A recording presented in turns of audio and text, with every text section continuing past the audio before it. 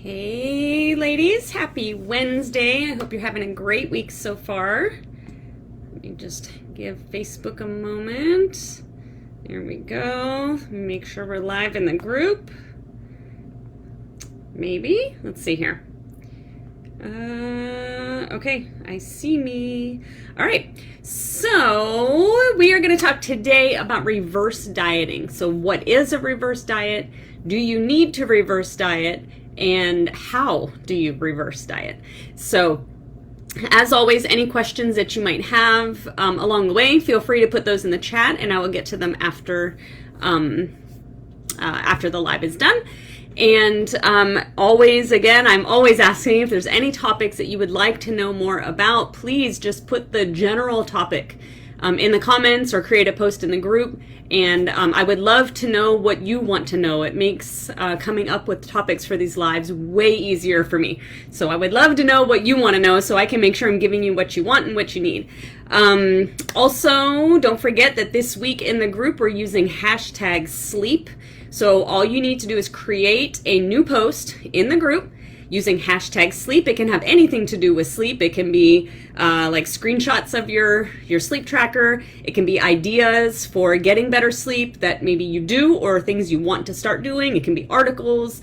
It can be products that help with sleep, whatever. There is no real right or wrong, but you're creating posts and using hashtag sleep, and that gets you entered into the drawing for a $20 gift card on Friday evening. And we have a new hashtag every week, so make sure you come back to the group every week. Every Monday, I go live. I give you the new hashtag. We use it throughout the week. We draw a winner in the raffle on Friday. So I hope to see some new names and faces participating these next couple weeks. All right, so let's get going on talking about reverse dieting. So what is it, first of all? So a reverse diet essentially is just a strategy that we use that can help improve our metabolism and keep our metabolism running high while also helping you reach your goals for weight loss and limiting weight gain when you're not in a calorie cut. And I'll kind of explain that a little bit better in a moment. So it's a controlled way that we increase calories to also allow your metabolic rate or your metabolism to increase along with the increase in calories. You want to do it slow and controlled. And then because you're doing it in a slow and controlled way, you're having a very minimal amount of fat gain or weight gain. Fat though. We don't want weight loss, we want fat loss. Remember that. So we'll have a minimal amount of gain of fat as possible because we're increasing our calories in a controlled way. So are you going to gain some fat? Yeah, probably a little bit. So why would I tell you to do this if I'm telling you that yes, you probably are going to gain a little bit of fat or weight? So I want you to consider this scenario. And this might sound awfully familiar to a lot of you. And I actually have a little graphic here that I found online that I think is really good that I'm going to attempt to show you in my screen. I don't know how successful I'll be with that, but I'm going to try it. So this is a scenario. You begin to cut calories because you want to lose weight. Fair enough. Lose fat, remember. You see some success as you cut your calories and everything is going great. But after a while, your weight loss slows. You probably are starting to struggle a little bit with low energy. Maybe your sleep isn't very good. Your moods are low. And essentially what has happened is that your metabolism has adapted down to match the calories that you have coming in.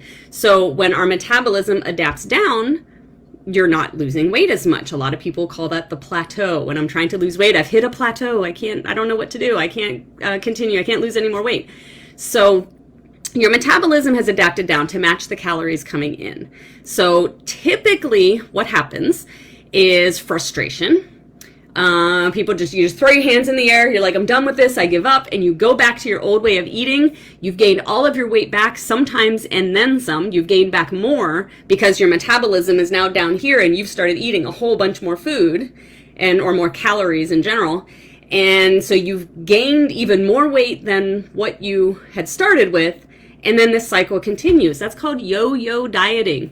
Yo-yo dieting, no bueno. We don't want that. So I'm going to attempt to show you this graphic in hopes that maybe you will understand this. I'm trying to see if you can see it. So we start over here. And So the red is your weight, is your body weight. The blue is your metabolic rate, or your metabolism, how your metabolism is working. And then the dotted line that you can see just slightly, that's your calories. Try to get closer. So you start out, you cut calories to lose weight. So everything goes down. The calories go down, your weight starts to go down. That's where you're seeing some success. And your metabolic rate is also dropping. That's the blue one.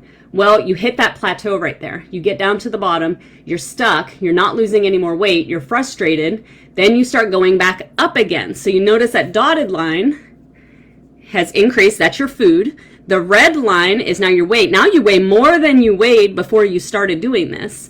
And your metabolism, however, is still right there. So you see that difference between the dotted line and the blue line. That's where weight gain happens. So you stay there for a while, you're frustrated, you're like, dang it, this sucks, I'm gonna do it again. So then you cut calories again. So that's the sharp drop. You cut calories again. Your metabolism is now tanking down even lower. And the same thing happens. You start eating more food again. Your metabolism is not quite adapted all the way because you are not doing it in a controlled way. And now you weigh even more than you started. So yo-yo dieting oftentimes leaves us weighing more than even when we started the yo-yo dieting. That's why we don't want to do it. First of all, it's just not healthy. It's not fun. It's frustrating. It's irritating. And oftentimes people end up weighing more than they did when they started, once it's all said and done. So this is where reverse dieting becomes super important. So let me get to my notes here. Okay, here we go. So now I want you to consider a new scenario. You begin to cut calories to lose weight, just like before. You see some success. Everything is going great, just like before. After a little while, your weight loss slows, your energy tanks, all the things we talked about before. This is the point where the reverse diet becomes important. This is the point where the reverse diet starts. In people that are doing yo-yo dieting, when they get to this point where weight loss has slowed down or stopped, they get frustrated, they just go back to the way they were, and everything goes up. Your food, your weight, your everything goes up. But this plateau is where the reverse diet comes in handy. This is where you want that to start. So instead of getting frustrated and going back to your old way of eating, you want to slowly begin increasing your calories over a period of time. That period of time is usually about half the time that you were in the calorie cut.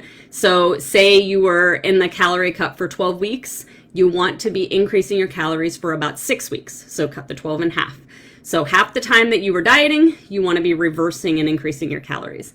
Then, after that period of time, when you've sped all your business back up again, your metabolism is going, your mood is back up, your sleep is better, digestion is probably better, then your body is ready for another calorie cut. And I've said this in lots of other lives before, so this might not be new for some of you, but we should never live in a calorie deficit. If you feel like you are constantly restricting calories, you're not doing it right.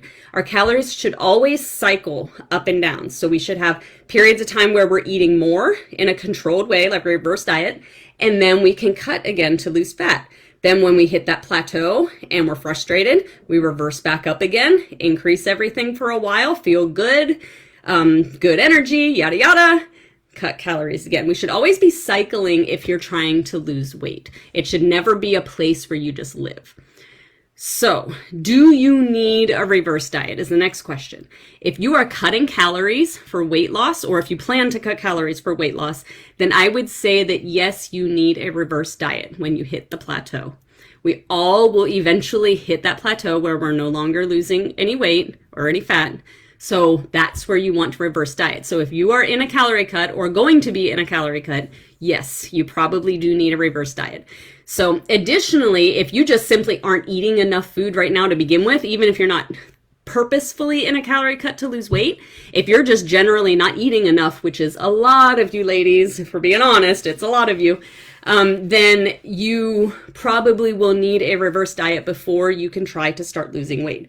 What typically happens when clients come to me and I start working with people, well over 90% of the ladies that I work with do not start right away in a calorie deficit. We have to start them in a reverse diet to increase everything and make everything start running optimally, to make sure that we're able to eat enough protein, all of that kind of stuff before we can even think about starting a calorie cut. So it's very, very, very common, and it's the healthy way to do it. A lot of people aren't eating enough. And so say you're only eating 13 or 1400 calories right now, which for most grown women, that is not enough. What do you want me to cut you to, right? You need to lose weight. You have to cut calories. If you're already eating 1300 calories, where in the, what do you want me to tell you to eat 1000? That's not a thing I'm going to do. So we have got to reverse up to speed up our metabolism so then we can cut and actually lose weight.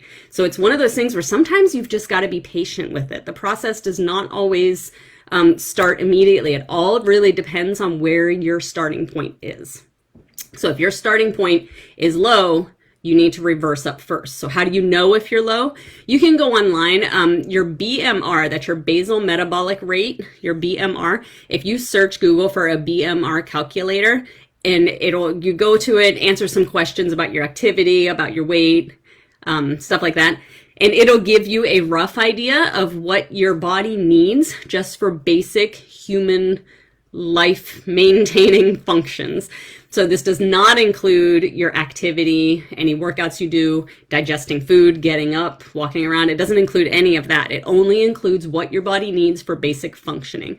And you do not want to eat below your BMR, okay? So if you go to that calculator and you track your own food for a while and you realize your food is lower than the BMR, you need to bump those calories up and get up and over your BMR and then some. We usually keep continuing trying to go past that before we cut calories. So, I feel like I just said a lot. I'm not sure I actually said anything.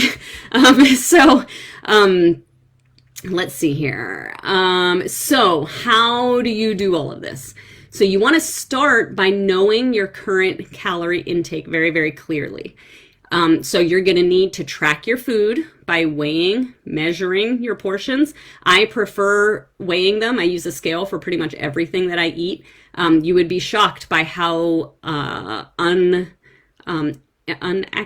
inaccurate. I swear I'm an educated person. I know words. You would be shocked by how inaccurate measuring spoons and measuring cups can be.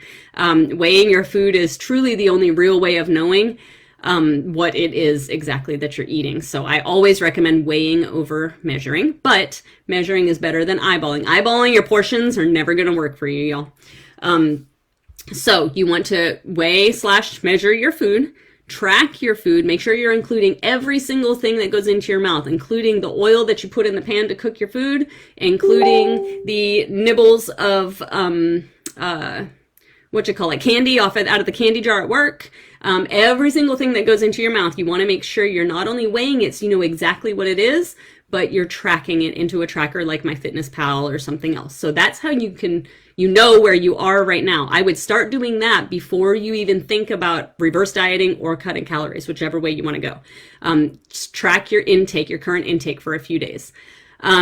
So once you do that, if your goal is to reverse diet, what you want to do is add anywhere from 100 to 200 calories a week. So let's say you're currently eating 1300 calories. You want to reverse diet because you checked a calculator and your BMR is actually 1650. I don't know, I'm making up numbers. So you're at 1300, you know you're not eating enough. You need to reverse up to speed up your metabolic rate, to feel better, to sleep better, to digest better, to do all the things better because we have to nourish our bodies appropriately. So if you're at 1300, I would probably go to like 1400 or 1450 for a week. Then the next week comes around, time to recalculate. I might go to like 1550 or 1600. So it's very, very slow, controlled increases. So like 100 calories, y'all, is only like a half a serving of peanut butter. Okay, it's not a lot. So it's a very small amount, but over time, now you're doing this every day. Now, all of this is like over time. So if you are slowly increasing over time, you're allowing your metabolism time to keep up with your intake. If you go right from 1,300 calories to 2,000 in a flip of a switch, then your metabolism may not be prepared to speed up that quick, and that space in between is where we end up with excessive weight gain. We do it slowly, we're able to control what's happening. So you want to do it slowly, 1 to 200 calories per week, and continue tracking every single thing. And you can get to that point in where you are hitting your what we call your maintenance calories. So you're not losing weight and you're not gaining weight. So a lot of times people start to lose weight when I put them into a reverse diet.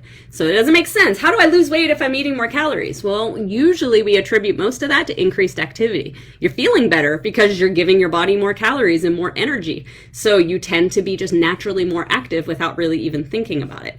So we're able to add in extra activity, not to mention the fact that your body is functioning a lot better because you're actually feeding it the energy it needs to actually function and run and support itself. So a lot of times people will lose weight while in a reverse diet, especially if it's a high protein reverse diet. Protein is always key. So you need, while you're doing this process, you need to pay close attention to what's happening with your body. If you're okay with weighing yourself often, which not a lot of people are, there's a lot of people who cannot weigh themselves regularly because it's hard mentally. If you are okay with that, which like I weigh myself every day. I just do. I have a weight class I need to maintain for powerlifting, but also I don't see it. If the scale goes up or down, it doesn't really bother me a whole lot. It's just a data point. It's not a big deal. So because I feel comfortable in the fact that I know it's just a data point, then I can do it every day. If you cannot do it every day, then you'll need different things to look at, like how your clothes are fitting, stuff like that. So if you're okay with weighing regularly, keep a very close eye on the scale. Understand that it is likely to go up at least some because you are holding more water because you're eating more food. That's normal. If you are lifting or working out hard, like HIIT classes, you're very much going to hold more water because your body needs that water in their muscle to repair and things like that. So a lot of that increase in scale is just water. No big deal. It'll go away. You'll pee it out. I promise. It'll be fine. So you can't stress about those little increases on the scale. You want to be gaining not more than a half a pound per week. So if you're gaining over a half a pound per week on average, because you're weighing fairly regularly, then you want to slow down how many calories you're increasing. If you are not gaining, if you're getting less than a half a pound per week, then you can still continue adding a little bit at a time. And once you get to where you're like kind of at that spot where you're just under a half a pound a week, everything is good, you want to stay there. Remember, it's half the time that you were in the calorie cut is how long we reverse. So 3 months in a calorie cut means a month and a half in a reverse. 6 months in a calorie cut means 3 months in a reverse. After you get to that, whatever half time is, then you can go ahead and back and cut calories again. So here's another little graphic here. So this is the reverse dieting one. And so again, the red is your weight, the dotted is your calories, and the blue is your metabolic rate. So we start, whoops, we're on this side here. We start here, we cut calories, everything is going great. You hit that plateau where you're not gaining weight anymore, or I'm sorry, you're not losing weight anymore, and it's time to reverse. But you see how the reverse, the calories and the metabolic rate increase while the weight you gain is fairly negligible. It's just a little bit, versus the yo-yo dieting where that red line ends up more at the end than it started. So the idea of the reverse is that we're controlling the calorie increase so that we don't have a jump in our weight, an excessive jump at least in our weight. And then after you've been in this reverse for a period of time, you cut again, and now this red line will go down even lower. So that's the goal. That's the idea. Weight loss is never linear. It's always going to be up and down. It's always going to depend on your metabolic rate. It's going to depend on everything functioning correctly. A huge piece of that is your gut health and your digestion. How well are you sleeping? Just your overall energy to actually be active and go out and do things and take walks and whatnot. Your basic movements, like how many steps you get a day. All of this stuff plays into it. So it's very linear. It's kind of, or not linear. It's up and down and all over the place because it depends on so many things. But you absolutely can control it to some extent with a reverse diet. So, I feel like I just said a lot. What questions do you have? Has anyone ever done a reverse diet before? I'll be curious to hear what you have to say about that. Does this sound like something that might be helpful for you? Does it sound like and something that you can actually implement and do? I don't know. What else? What other things do you want to know? Go ahead and put them in the comments below, and I will be happy to answer those in the comments below, or depending on what it is, I may just do a whole nother live on that topic to expand on it a little better than I can do just in comments. So don't be afraid. Don't be shy. Go ahead and post in the comments. Remember that this week we're using hashtag sleep to post in the group. You can post anything in the group. However, if you use hashtag sleep, you will be entered into the drawing for a gift card on Friday. And I think that's it for now. So just make sure you come back on Friday for the drawing, Friday night. Monday, I always hop on with a new hashtag to start the week. And I think that's it. So have a great rest of your week. I look forward to chatting with you in the comments down here, and I will see you on Friday.